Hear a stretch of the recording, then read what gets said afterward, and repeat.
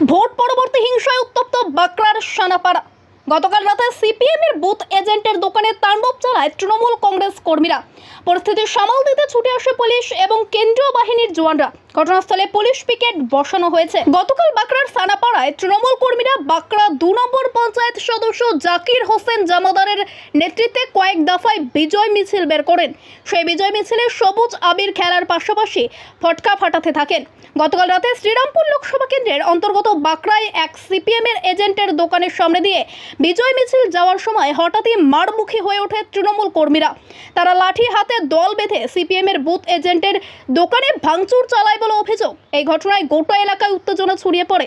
দোকান মালিক খলিলুর রহমান সানার অভিযোগ, তার ভাই শ্রীরামপুর লোকসভা কেন্দ্রের সিপিএম প্রার্থী দীপশিতা ধরের নির্বাচনী বুথ এজেন্ট ছিল। ভোটের দিন তারা বুথ রক্ষা করায় তৃণমূলের চক্ষুশূল হয়ে ওঠে। তাই ফল বেরোতেই স্থানীয় পঞ্চায়েত সদস্য জাকির হোসেনের নেতৃত্বে দুষ্কৃতীরা তাণ্ডব চালায়। খবর পেয়ে ঘটনাস্থলে ছুটে আসে ডোমজুর থানার পুলিশ এবং কেন্দ্রীয় বাহিনীর জওয়ানরা। তারা এসে পরিস্থিতির নিয়ন্ত্রণে আনে। এলাকা এখন থমথমে, যদিও তৃণমূল কংগ্রেস সদস্য জাকির হোসেন তার বিরুদ্ধে ওঠা যাবতীয় অভিযোগ অস্বীকার করেন। তিনি বলেন তিনি এলাকায় ছিলেন না, তবে শুনেছেন দোকানে ভাঙচুর হয়েছে। ঠিক আছে, আমি দেখে নিচ্ছি। দাও, বাঁকড়ায় ঝামেলা হচ্ছে একটা, আমি ওখানে আছি।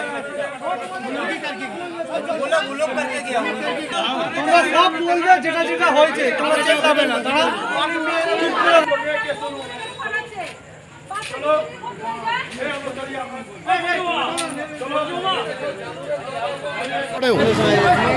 আমার ছোট ভাইয়ের দোকান মুন্সিনায়া মোড়ে একটা গুমটির দোকান ছিল, রাত্রেবেলা ভেঙে গেছে। আমরা কিছু বলিনি, ঠিক আছে যা আবার হয়ে গেছে।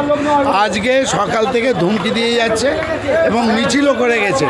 দুপুর পর থেকে পাট পাট করে 3 বার মিছিল করেছে। এই জায়গায় বোমবাজি, গালাগালি, খিস্তাখিস্তি, অস্ফুট ভাষায় নোংরা, যা ভাষায় প্রকাশ করা যাবে না, এইরকম ধরনের করে গেছে। ও অনেক দল এসে করে যায়। তারা এই বলে দোকান ভাঙবো, ঘর ভাঙবো, হ্যাঁ বার কর, বিভিন্ন রকম ভাষা স্পেশাল করে এসে বোমবাজি করে কোনো কথা না বলে দোকানগুলো ভাঙচুর করে। আর রাত্রিরে এসে ঘরদোর ভাঙবো, বিল্ডিং ভাঙবো, যে আসবে তাকে কুচবো।